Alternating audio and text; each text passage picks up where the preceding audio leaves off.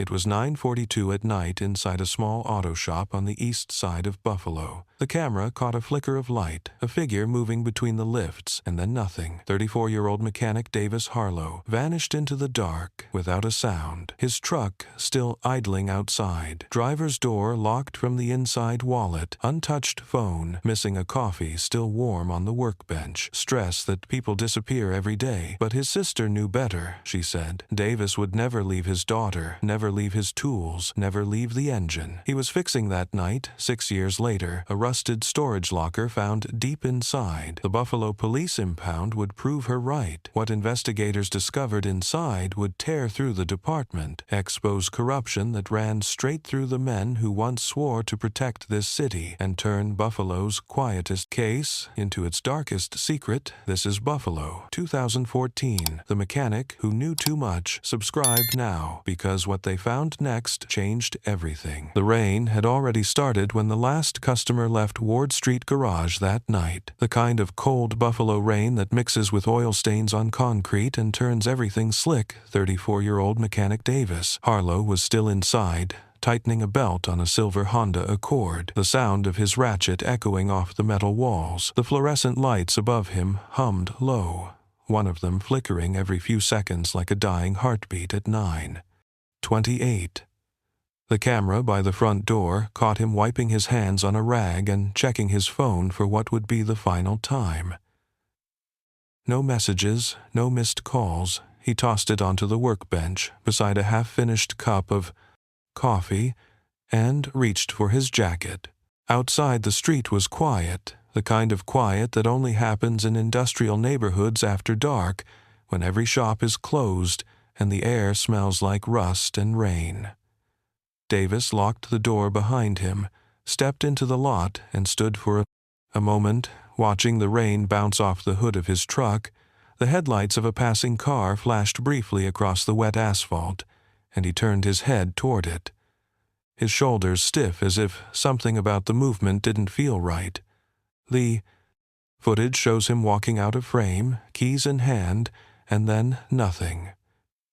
Just the steady hum of the streetlight buzzing above the shop. By 9:45, his truck was still there, engine running, lights on driver's door locked from the inside, the rainwater dripping from the mirrors, the clock on the dashboard blinking, 9:46. No footprints leading away, no sign of forced entry when his sister Leah called I am at 10:07. It went straight to voicemail by midnight. She had called 11 more times, the same recorded voice. Each time, the subscriber you have dialed is not available. Please try again later. At 2 in the morning, Leah drove across town, still wearing her nursing scrubs.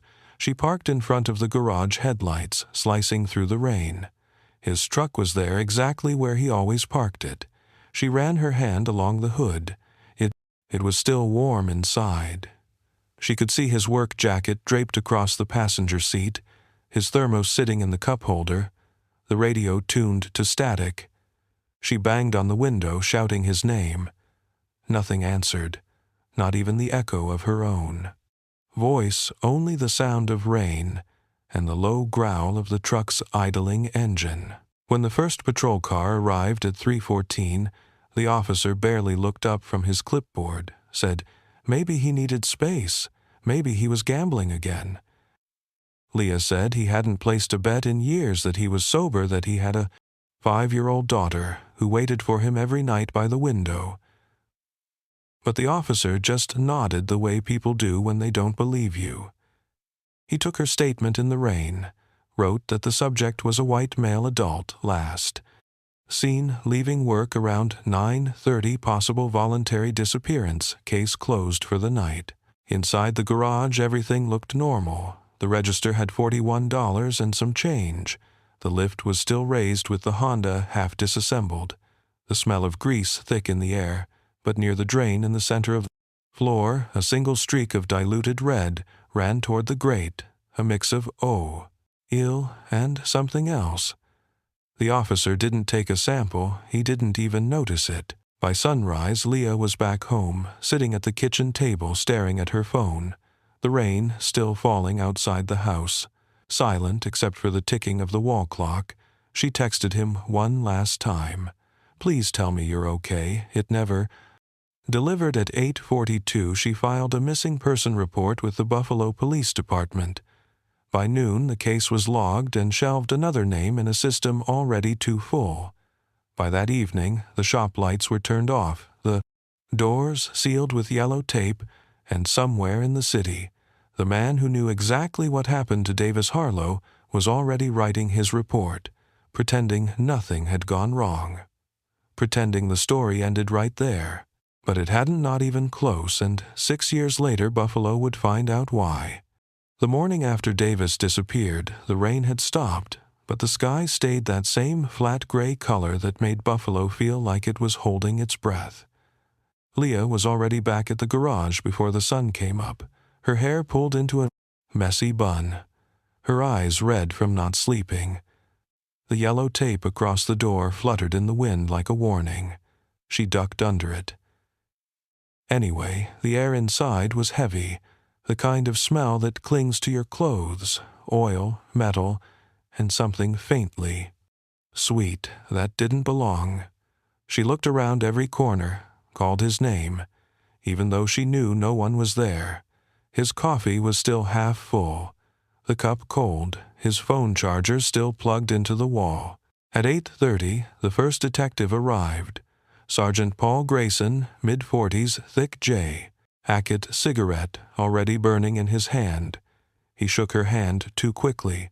He asked the same questions the patrol officer had asked the night before. How long had he been acting strange? Any recent money issues, maybe someone he owed, she told him. No. To everything, he didn't write much. Just stared at the floor like he was waiting for a reason to leave. When she mentioned the streak near the drain, he said rainwater can look like anything he told her to go home to rest. That, most adults, show up within 48 hours. By the end of that first week, Davis's face was everywhere. Leah printed flyers at the public library, 3 for every $1. Taped them to streetlights, grocery stores, bus stops. By day, she worked at Mercy Hospital. By night, she searched every road around Ward Street. Her boyfriend drove while she leaned out the window, shining a flashlight into ditches, calling his name. Her voice raw from the cold. In one of those nights, she stopped by the river, the water black and slow the same. The current that took so many things from the city, she whispered. "Please, not you." The Buffalo Police Department logged her calls, filed her updates, but nothing moved. The report stayed marked as voluntary. Missing, no further action required. The local paper printed a 2-inch column about it, buried between ads for used cars and church events. Most people never noticed it at all. Then came the first rumor. Someone from the bar down the block said they'd seen a police cruiser parked outside the shop the night Davis vanished. Around 9:45, lights off, engine running. The bartender couldn't remember the number, but S8. It was an unmarked dark blue sedan. Leah brought that to Sergeant Grayson, who smiled thinly. Said lots of officers stop for coffee at night. He promised to check, but no report was ever filed. By November, volunteers joined the search, a dozen friends, co-workers, neighbors. They started at Delaware Park, moved through the rail yard behind the factory, calling his name through the fog. They found a torn glove, a set of keys, a discarded boot, none of it his. After 3 weeks, the group dwindled. People have jobs, people have lives. Leah kept going alone sometimes, bringing her daughter, who would hold a candle at dusk, saying, "Good night, Daddy." Winter came early that year. The kind of cold that makes metal sing when the wind hits it by December. There were no more flyers left, only the faded ones clinging to poles, their edges curling, the ink running from rain. The Facebook page she created, Find Davis Harlow, gained a few hundred followers, strangers, mostly leaving comments that said, "Praying" or "Keep the faith." One message stood out. It came from a blocked account saying, "Stop looking, he's gone." Leah brought the screenshot to the police. The officer at the desk looked bored, said people on the internet are cruel. He didn't even add it to the file, but that message would turn out to be the first real clue, because 6 years later, investigators would trace that account back to a computer inside the Buffalo Police Department. By the time winter settled over Buffalo, the garage on Ward Street had become a ghost box. The windows fogged from the inside. The air thick with the smell of oil and old metal. Leah still came every weekend, unlocking the side door with the spare key Davis kept under the third brick from the corner. She'd stand in the middle of the floor, looking at the tools still hanging neatly on the pegboard. His handwriting marking every drawer. Sockets, wrenches, bolts, all in their places. It felt like he might walk back in at any second, wipe his hands, and ask what she was doing there. The police had already processed the scene, or that's what they said. 2 officers, a photographer, and Sergeant Grayson spent less than an hour inside. They took pictures of the workbench, bagged his coffee cup, but ignored the small pool of diluted red by the drain. They said it was transmission fluid. Leah knew the smell wasn't right. She could taste metal in the air. She took a cotton swab, dipped it in the residue, and sealed it in a plastic bag herself. Later, she'd give it to a friend at the hospital lab, and the results would come back, type O-positive human blood. She called Grayson right away, told him what she found. He said she must have contaminated it, that home tests aren't reliable. He told her to stop interfering. She hung up, shaking, more angry than scared. It was the first time she realized they didn't want to find him. 2 weeks later, a neighbor from across the street came forward, said he'd seen lights in the garage around midnight the night after the disappearance. Said 2 men went in through the side door, one of them wearing a police jacket. When Leah repeated that to the department, Grayson dismissed it. Said people imagine things after dark. Buffalo has plenty of night shift workers, plenty of security guards, wearing police-style jackets. But when she asked for the security footage from the gas station across the street, he told her it was erased after 30 days. That was a lie. In March, the shop owner who rented Davis the space called Leah said the city wanted to repossess the property, unpaid taxes, abandoned lease. He offered her whatever was left inside before they cleared it out. She went one last time. Everything was gone. The lift, the air compressor. Even the pegboard stripped clean. Only the floor drain left uncovered with the faint chemical smell of bleach rising from it. She knelt beside it and saw a dark smear around the rim like someone had. She tried to scrub too hard. She took another sample.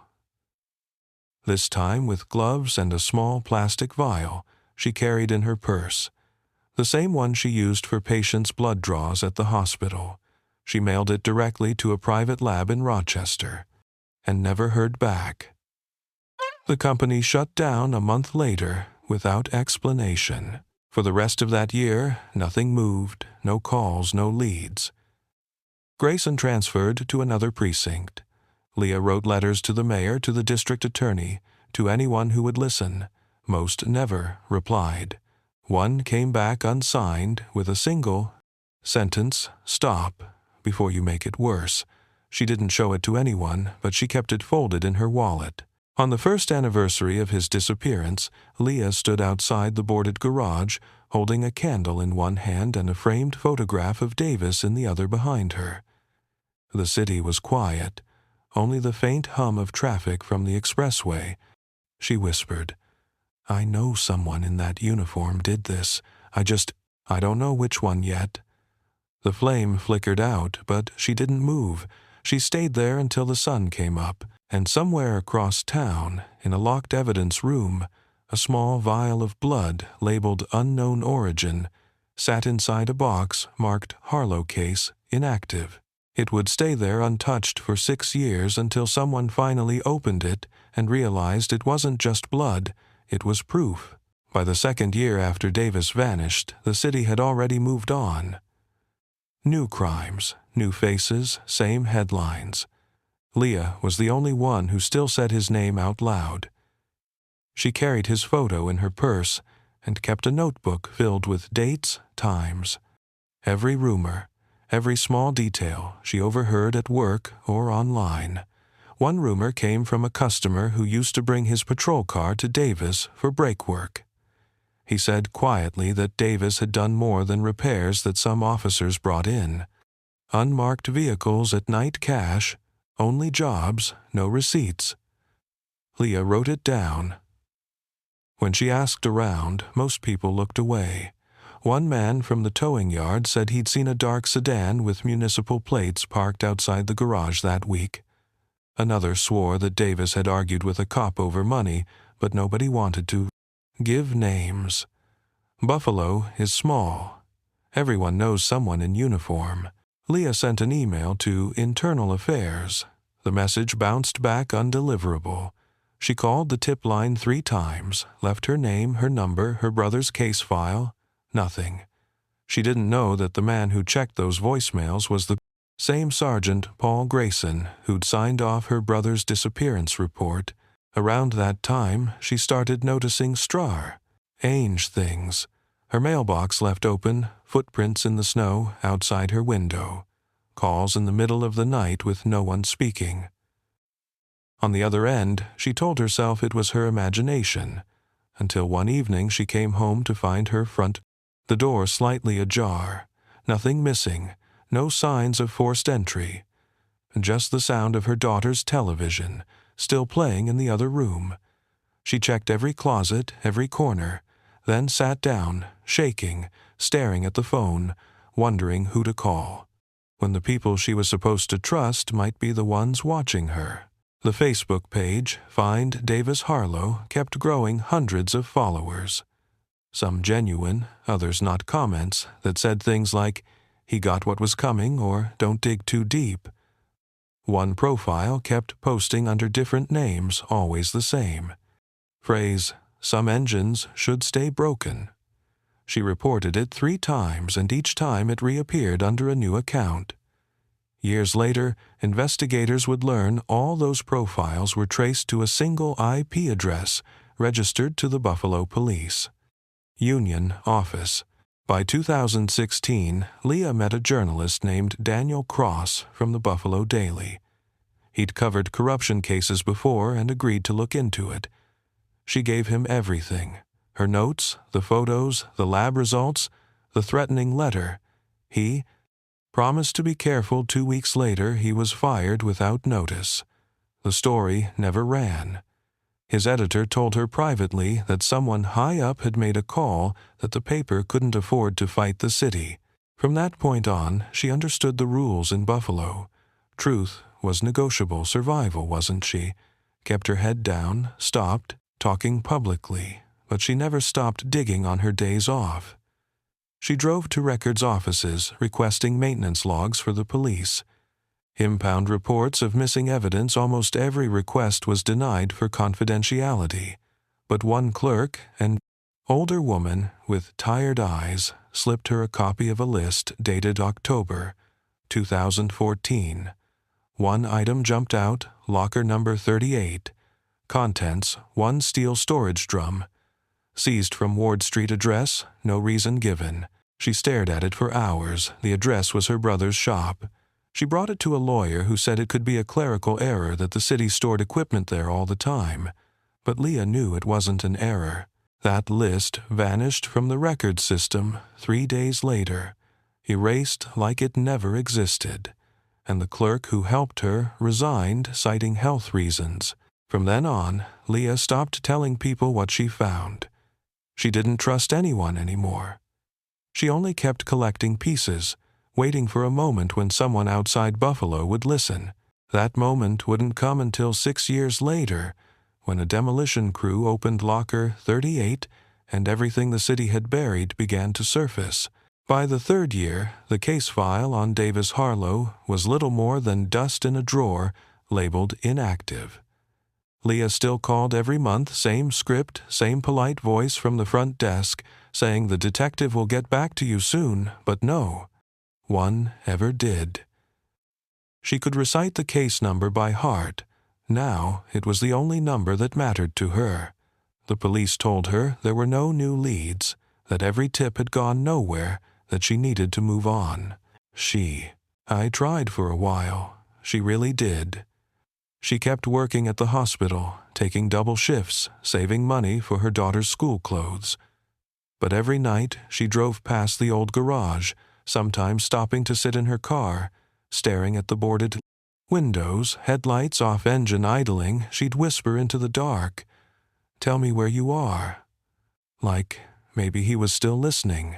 The few friends she had left stopped asking about the case.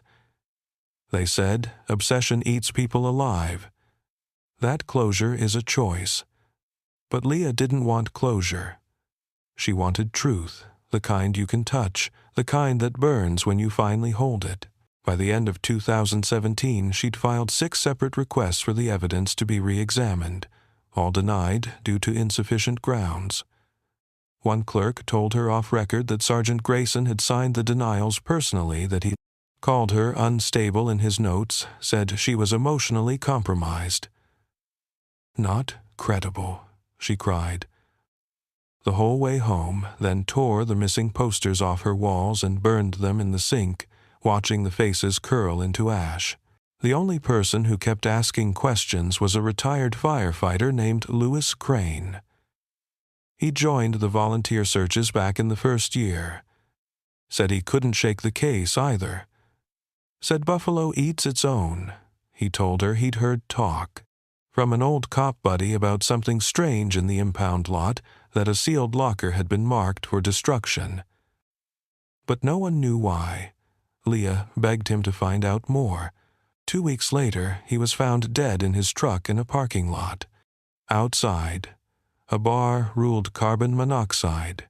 Suicide, no note. After that, she stopped T-dong, alking to anyone from the department altogether. She started keeping 2 phones, one for her daughter, one just for calls about the case.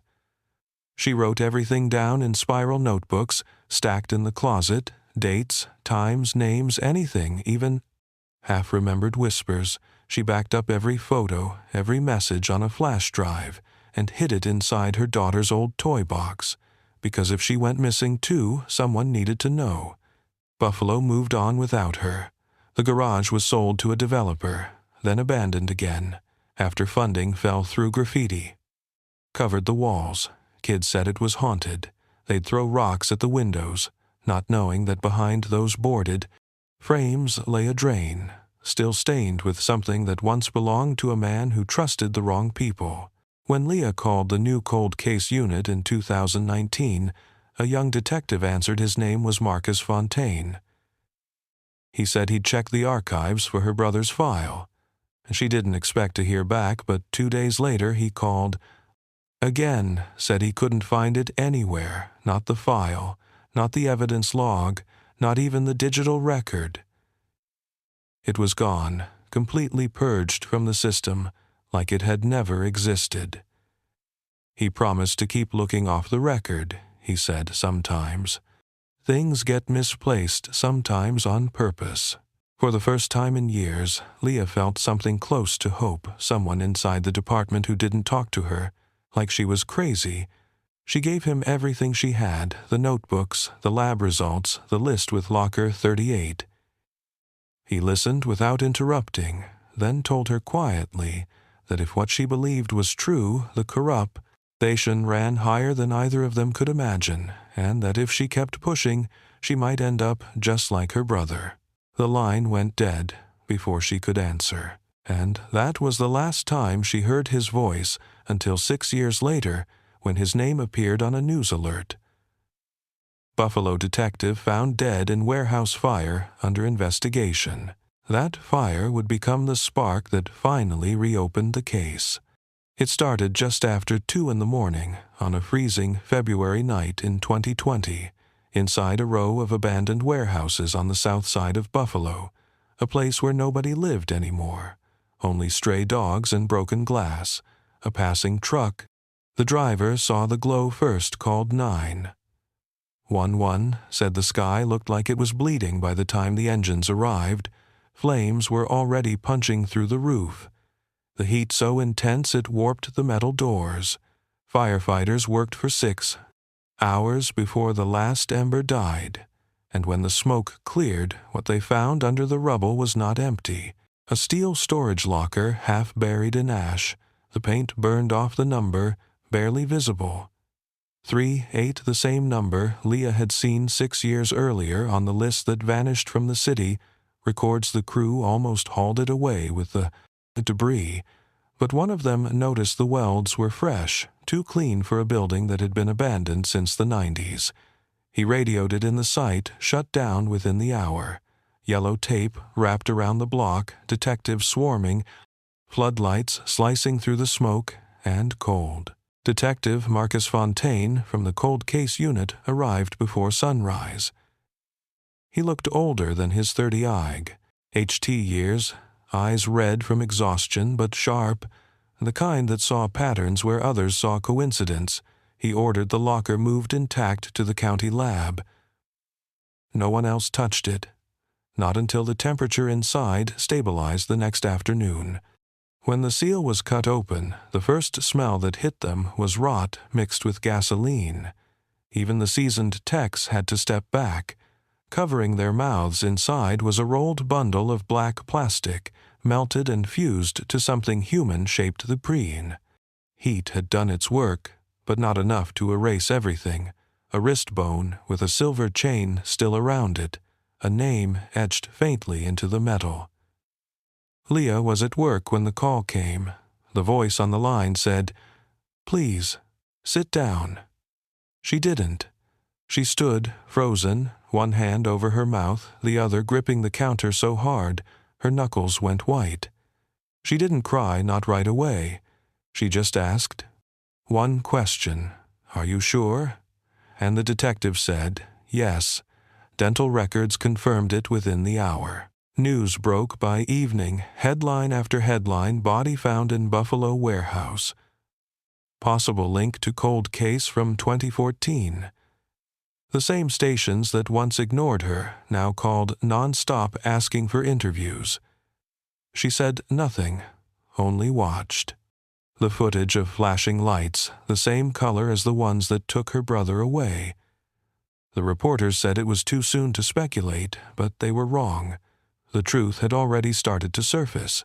Fontaine spent the next 48 hours in the lab beside the forensic team, documenting every fragment the locker had protected. More than bone, beneath the fused plastic, they found a strip of police's Sioux evidence tape and a rusted badge, the number filed off. They found fibers from a uniform shirt and traces of bleach and diesel mixed together. The killer had wanted the body to disappear, but not too fast. When the medical examiner finally finished her work, she confirmed what Leah had said from the start. Davis had not walked away from anything. He had been struck once in the back of the head with something heavy, a pipe or wrench the blow. Instantly fatal. Everything else happened after death. The DNA beneath his fingernails survived against all odds, burned, degraded. But still there when the profile came back 2 weeks later, it matched a living person, a name still active in the Buffalo Police database, Sergeant Paul Grayson, the same man who wrote the original report calling it voluntary disappearance. When Fontaine saw the result, he didn't speak for a long time. He just stared at the screen, knowing exactly what it meant. The city's biggest lie was about to unravel, and the department that buried it was about to burn again, only this time. Not in flames, but in truth. That night, Leah stood outside the police station holding her brother's photo cameras, flashing reporters, shouting questions. She said only one sentence before walking away 6 years too late, but at least now he can rest. And as Buffalo slept thinking the nightmare was finally over, the real story was only beginning because the fire that revealed Davis Harlow's body would ignite something far worse inside the walls of the Buffalo Police Department itself. By dawn, the next morning, the story was everywhere. Buffalo mechanic found in Poe. Lice storage locker, investigators suspect internal involvement. Reporters swarmed the precinct doorsteps. flashing microphones in the faces of men who had spent their careers. Avoiding questions, every anchor said the same phrase possible. Corruption inside the department. The same department that once told Leah her brother had walked away. Fontaine didn't speak to the press. He didn't smile for the cameras. He just went back into the evidence room and started to rebuild a case that should have been solved 6 years ago. The first thing he did was pull the digital archives, every report filed in October 2014, every call log, every body cam clip. Half the files were missing, others were renamed or corrupted. But metadata never lies. It showed deletions. Made from Grayson's account 2 days after Davis disappeared, deletions that matched the exact timestamp when the case was marked inactive. Fontaine printed the logs, taped them to the wall, and drew a red line between every name that touched. That file Grayson at the center like a spider in dust. Leah sat in the observation room watching him work, her hands wrapped around a paper cup of coffee. Gone cold, the same smell, the same weight she had felt the night. Davis vanished. Fontaine asked about the blood sample she had collected years earlier, the one she sent to Rochester. She said, the lab shut down. He nodded, said it hadn't shut down. It had been bought quietly by a company owned through a shell corporation linked to a retired Buffalo officer. That sample had never disappeared. It had been moved. Forensics re-examined the fragments from the storag. Locker bone, tissue, metal scrap, even the padlock itself. Inside the mechanism they found skin cells too small to see without magnification, but enough to run a partial DNA profile. It matched the same pattern from the blood in the garage, from the sample Leah took with her own hands 6 years earlier. It was the proof she'd been waiting for. Fontaine requested surveillance from the warehouse district for the night of the fire, hoping to see who set it. What he found instead was worse. 2 figures entering the structure at 1:30, both in plain clothes, both walking with purpose. They stayed inside exactly 11 minutes, then left, heading north toward the river. 5 minutes later, the building ignited. The footage was blurry, but one of them wore a black beanie, and the other had the same gait Fontaine recognized from every hallway of the precinct, Sergeant Paul Grayson. He took the footage straight to the chief, but the reaction was colder than the February. Wind outside, the chief told him to stand down to let Internal Affairs handle it. Fontaine said Internal Affairs was part of the problem, the chief said. Watch your tone, detective. And the next morning, Fontaine's access to the evidence database was revoked. Leah met him that night in the parking lot of a diner near Niagara Street. They sat in his car, rain streaking down the windshield. She asked if this was the end. He said no, not unless one of them ends it. First, he handed her a flash drive. Small, silver, taped to the bottom of a coffee cup. He told her, if something happens to me, give this to the state attorney general. She asked what was on it. He said everything. 2 nights later, someone broke into Fontaine's house. He wasn't home when it happened. The next morning, he filed a report. Nothing stolen, just papers moved, drawers open, like someone wanted him to know they had been there. A week after that, he stopped answering calls. When Leah went to the precinct to ask for him, a young officer looked at her like she should already know. He said Fontaine was dead, found in a burnt-out sedan on the edge of the waterfront, ruled accidental carbon monoxide. No signs of foul play. She walked out before he finished talking. That same afternoon, a plain envelope appeared under her door. Inside was a single sheet of paper, typed in block letters. Locker 38 was never supposed to open. Stop now, or you'll join him. She didn't stop, because she knew Fontaine's death wasn't an accident, and that file he gave her, the one marked Harlow, wasn't the end. It was the key that would finally unlock the names of every officer who helped cover her brother's murder. It happened at 6:15 in the morning, on a gray March day. The kind of Buffalo morning where the air tastes like salt and exhaust. Sergeant Paul Grayson opened his front door, still wearing a robe coffee in hand, and found 10 officers on his porch. Detective Marcus Fontaine's old team now led by Internal Affairs. Their jackets marked only with the word police in white block letters, their weapons drawn. Grayson froze, blinked once like he couldn't believe the city he controlled. For 2 decades had finally turned against him. They read him his rights, his voice calm, almost bored. He said, "You people have no idea what you're starting." Inside his house they found 3 phones, 2 unregistered pistols, 1 stack of envelopes filled with cash, and a notebook with initials matching those on the ledger from Fontaine's drive. Behind a false panel in the basement wall was a hard drive wrapped in plastic on it. Hundreds of documents linking him to impound auctions, shell companies, and dozens of quiet payouts that stretched back 10 years. By 9:30, news helicopters were circling overhead. Neighbors lined the street holding phones. The headline hit the networks by noon. Buffalo sergeant arrested in connection with cold case murder corruption probe underway. Grayson kept his head down as they walked him past the cameras. Reporters shouted questions about Davis Harlow, about Fontaine, about the fire. He didn't answer. He just smiled, that small half-grin the kind men wear when they think they'll beat the system. Again, Leah watched it live from her living room, her daughter sitting beside her asking if that was the man who hurt Uncle Davis. She said yes and turned off the television. She didn't cry. She just breathed out like she'd been holding air for 6 years straight.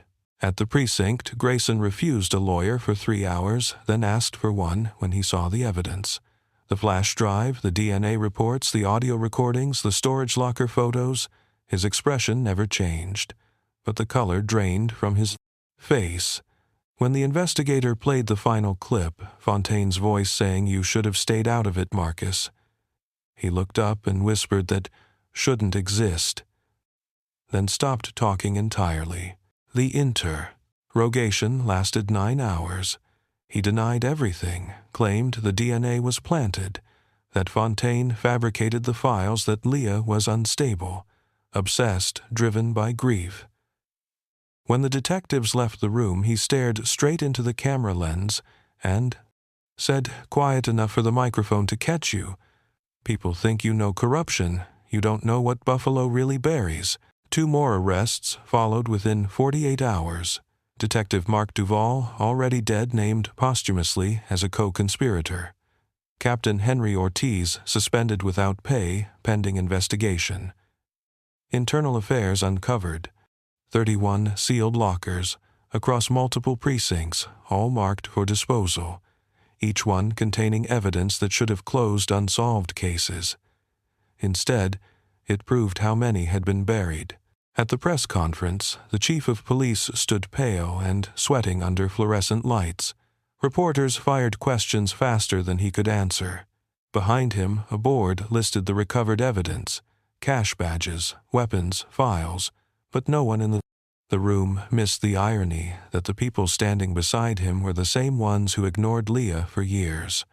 The district attorney announced first-degree murder, obstruction of justice, and racketeering charges against Grayson life without parole if convicted. That night, Leah drove to the river where the search team once stood, calling her brother's name.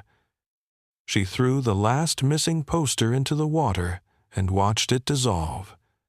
She whispered, "You can rest now," and for the first time in 6 years the wind didn't feel cold. Buffalo woke the next morning to a city split in half of it angry, half relieved. Some said the department had been cleansed, others said it had only been exposed. And as Paul Grayson sat in his cell staring at the wall, he muttered the same thing over and over. Not a confession, not a denial, just one sentence barely audible under the hum of fluorescent light. "There are more of us." The trial began on February 4, 2021. The courthouse packed from wall to wall with reporters, cameras, victims, families, officers in uniform, pretending not to stare at the man in shackles.